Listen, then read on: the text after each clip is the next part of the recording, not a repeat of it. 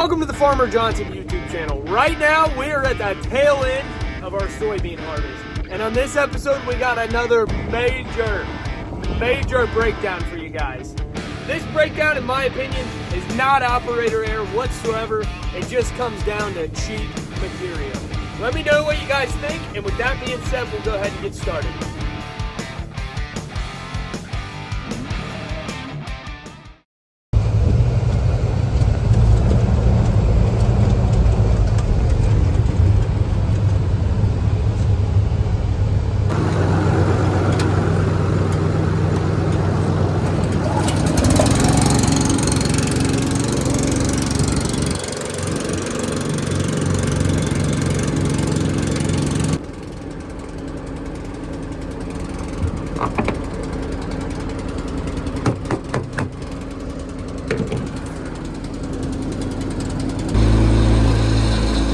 I haven't done a proper hookup for the desk deal because I only use the desk like once a week, so we just pop the steps off and use some vice grip stuff.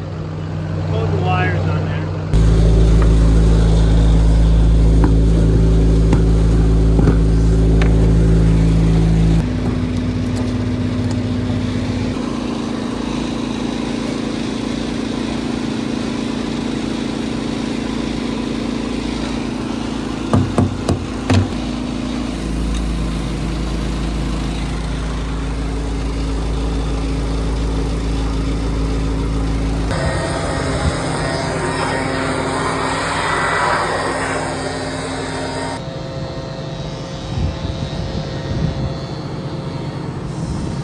Kind of been a cold, chilly morning.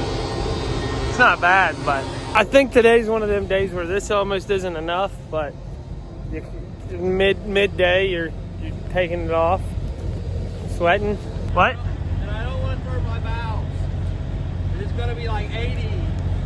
Yeah, that's what I'm saying. Like, It's a lot of work, Pop. one of them days where this isn't enough in the morning, but mid-afternoon you're down to your underwear. Yeah, I'm gonna wear my hood hinges out, opening and closing it. To turn your heater valves. Yeah.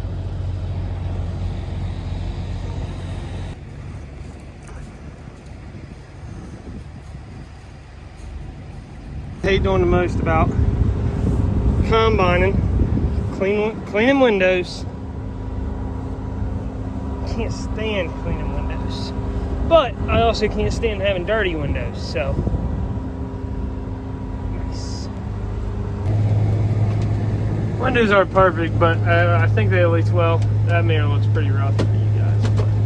So we took Sunday off, which was yesterday. We took yesterday off, which was really nice, but we didn't get this farm finished Saturday, and I really wanted to.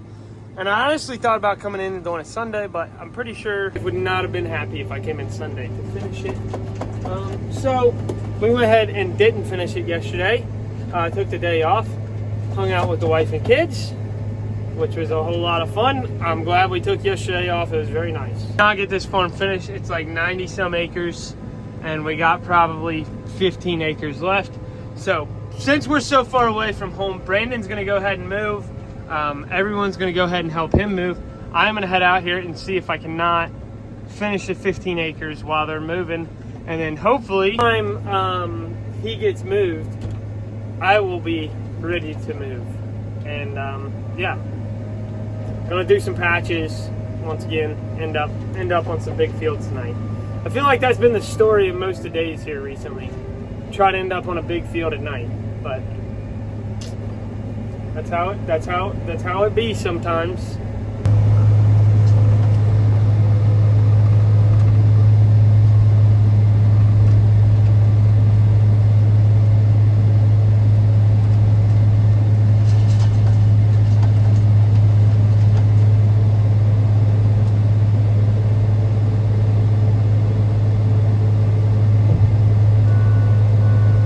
And we're good.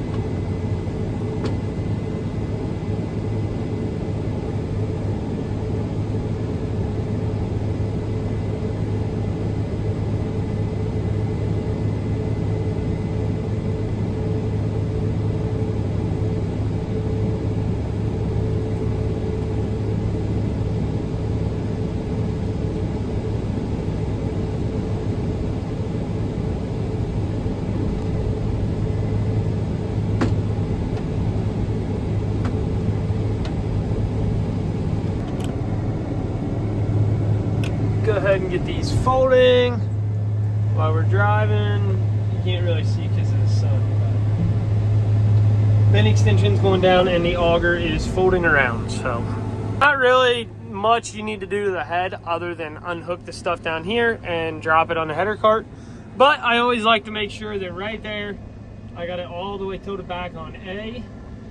And then I like to make sure over there, I got my reel all the way in close to me. So as you can see, we're moving it in, and you can see from the cylinder, it's all the way down. I don't think there's anyone here to pull my head yet, but I'm pretty sure since of how long of a move we've got, I can just go ahead and pull out of here and leave the header cart, and they'll catch up to me. We don't have the high-speed header carts. We used to on the 45-foot MacDon heads.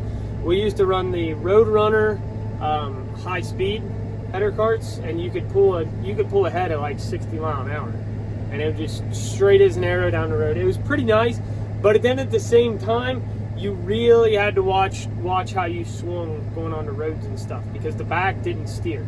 These header carts we got now, the back end steer, the tires on the back follow the exact same footprint the front tire goes.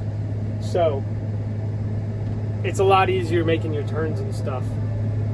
But you can't pull these header carts as fast. Gotta hit the transport locks.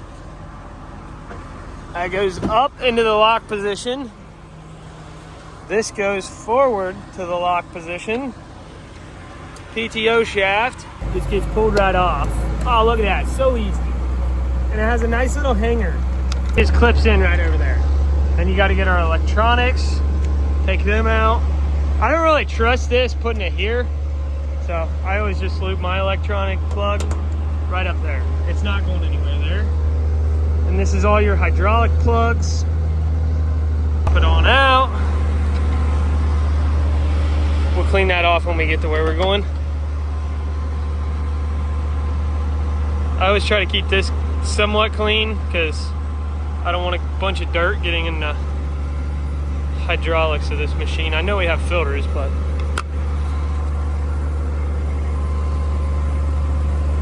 and the last thing we got is this hook right here. This hook is what actually latches the head on the combine and doesn't let it come off.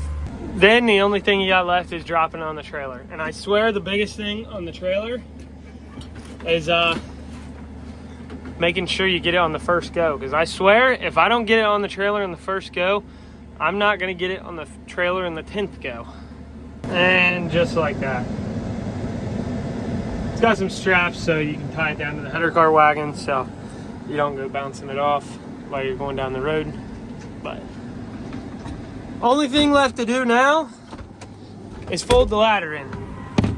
And no matter who you are, I think we can all appreciate how neat it is that like this equipment is so massive and huge going through the field, but then it's still able to fold up pretty decently compact to go down the road.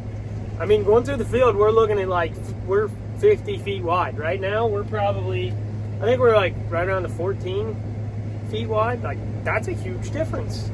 Back in the day on some of the first self-propelled combines, you were looking at like half a day's work just to unattach the header from the combine. Like that wasn't a quick job. So everyone just moved their combines down the road with the head on. But nowadays, our combines itself are wider than their whole head was. So it's not feasible at all. So I'm cutting this bean field right on. Rolling good, really nice. They're rolling right along, cutting some beans, and there's this guy videotaping me. And I'm not positive, I'm like 60% sure. I'm pretty sure the guy has a YouTube channel, like a big YouTube channel on trains. I'm not hugely into trains, so I'm not positive if it's him. But I think the guy's name is Jawtooth. So if you guys watch Jawtooth YouTube channel and you see my combine on that YouTube channel, let me know, because that would be cool. I don't know, that'd be cool, but not positive it's a guy. About 60% sure. We're cutting this field out here. I got 2 passes around it. I was gonna try to cut them. They're just a little bit greener, yellower, whatever you want to call them. over here. I'm gonna try to cut it out, but it's a little bit too much green. I did one pass around the ends, and my bin was a bunch of pods and stuff, so a lot wetter than I thought it was. We'll have to leave that and come back to it, I guess. I didn't realize that it had been replanted, but it had. Definitely had. There's no wondering anymore. I am 100% positive. The fellow I was talking about hopped in, rode with me. He took some footage for his YouTube channel.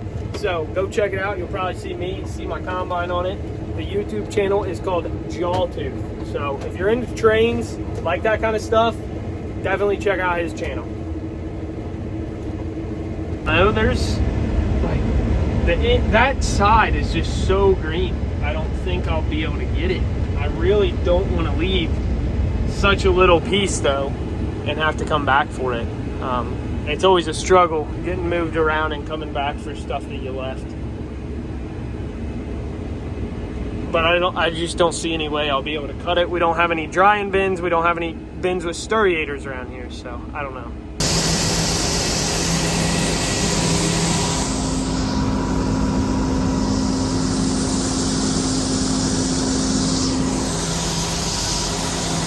We're just in Georgetown. This morning we moved out of Georgetown back into Mount Orb, and we are working our way towards Hillsboro right now. So, little bit of reference, so you know, kind of the route we're taking here. And then we go from Hillsboro back towards Fayetteville and home, and we got a little bit of beans to clean up around home. And then we are on the tail end, the home stretch of soybeans. Get this flipped around so we don't tear it off. Are you guys ready for this super big brain play that I do? So it's currently like 3 o'clock and I have not eaten my lunch yet. What I do into tricking myself into not thinking I need to crack into my lunchbox the second I get into my cab is all year long, I don't eat breakfast. Ah! That is what the... Get! What the flippin'? Whoa! I'm not actually that scared of those things. I just was not expecting to look down and see that thing crawling towards me with its beating eyes and stuff. But as I was saying, okay, all year long, I don't eat breakfast. So then when fall starts, I start eating breakfast then. Like, I eat breakfast every morning in the fall, and then that kind of holds me over till like 2, 3 o'clock. Then I can break into my lunch then at like 2 or 3, and it kind of acts as a dinner too. So I'm really not eating any more food throughout the day. I just trick myself into thinking I am. So we got this patch I'm working on right here, and then we got to go down this really steep hill down to these bottoms, get like 6 acres in the bottoms, and then we're done in this area. We're out of here, other than what Brandon has left. Anyways, just got a phone call from Brandon that he is bad shape. He said he was going around a field, had his left side of his combine facing the inside of the field, which means his right side was up against the tree limbs, and he was going around, putting his auger out when he gets into corners and stuff. Got around to the beginning of it. He's went to put his auger in, wouldn't fold in. He was like, that's weird. So he got out and looked at it, and there's a giant, it's just crinkled. So I was going around this field with my auger to the... You're gonna have to excuse Brandon's voice. It's rough. I have to deal with it every single day, so you guys are just gonna have to bear with it the little bit he talked there. He's had a cold like all fall, or like, I don't know, he's not coughing, but like, he lost his voice at like the beginning of the fall, and like it's not come back. Like, I don't know if that's his new permanent voice forever or what, but it's pretty funny, and he hates it. We make fun of him for it. Inside of the field, and so I wouldn't hit anything. I did not hit anything, and I get around here to fold it up, and I've got this deal. Push up on it really hard while you unload. How long did it take you to get the dust back on it so you can't see where you hit it? There's that blower out here blowing. Yeah, just throwing dust up there and... Well, you know what? I was crawling out there to... Now that I believe. I had never seen that. You know, that might work. Hook one of the cranes to it, set it over the gravity bed and unload it. What happens if you turn it on? Try it.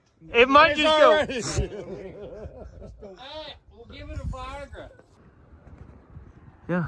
Wow. Maybe it come loose in there is what the problem is. You might as well learn how to work a little bit. Yeah. So like. I learned in 60 years.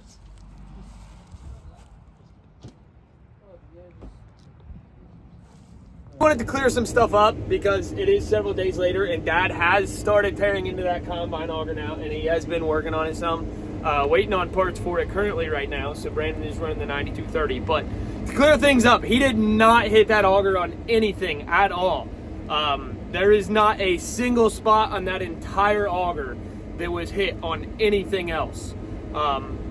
The extension piece, so we got the longest setup auger you can possibly have on these combines as far as I know, because we are running a 50-foot head on these combines and we have several feet in between the head and the grain cart. So very long augers, and it just seems like the extension piece failed. I have never seen anything like that. That is a first for me. We have, on this farm in my lifetime, we've junked several augers on combines. One of them things that it does happen. It really sucks when it happens and when you hit it on something, but he didn't hit it on anything. He didn't do really anything wrong at all. His auger wasn't clear full of grain. The extension piece failed. Just plain and simple failed. So clearing things up. Anyways, we'll get back to present day.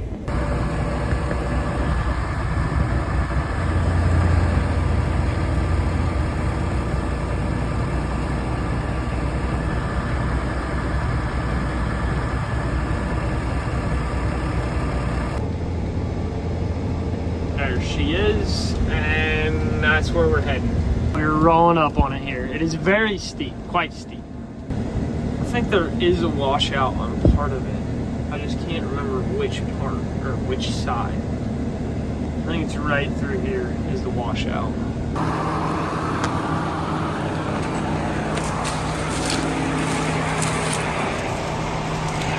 Good.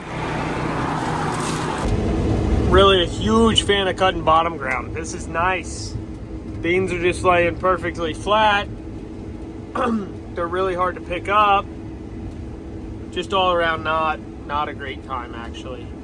Might have just screwed up. I didn't really think about us being in these bottoms, this bottom field with the big hill going up, and I just loaded the cart pretty decent. I didn't think about it until my bin was, getting pretty low. I probably should have sent him up to go dump. I know we've had trouble getting up this hill before. It's not that big of a deal when you got two grain carts here, because one grain, if you can't make it up, you just back down to the bottom and you dump some off on the other grain cart. But we don't have that option here, and even though we do got a big old four-wheel drive on that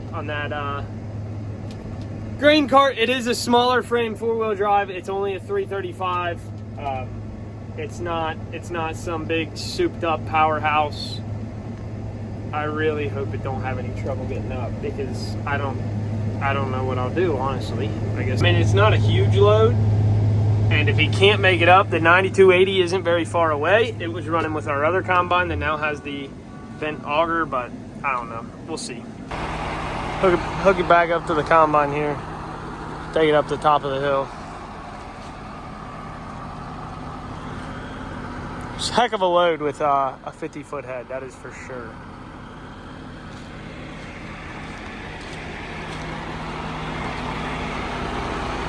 The bend right here to go up, the back of my auger is going to go down. So instead of folding it back in around behind me, I'm leaving it out just a tad. So when the front of the combine starts to come up, we don't get into the head any at all. So this is where I'm starting a steep grade. The bean head is still on level ground. So I don't know if you can see that over here. The bean head is still on level ground, and my auger is dipping down like crazy. I just left it out just a little bit, So my auger, there's no chance of my auger getting into my bean head. It's not really meant for like, I don't think the whole hitch pulling your head is meant for going up a steep grade like this. It's meant for road travel where it's pretty flat, but this gets pretty steep pretty fast. Oh, good deal. He got a little running start.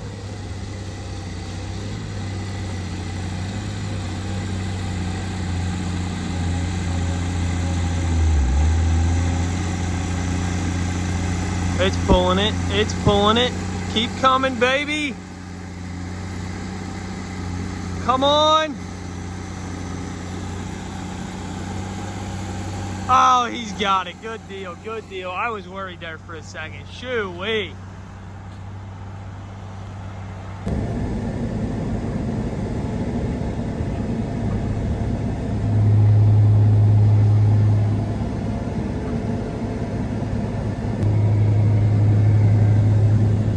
Just got done around the Mount Orb area, rolled up here to Hillsboro. This is definitely the driest area that I think we farm.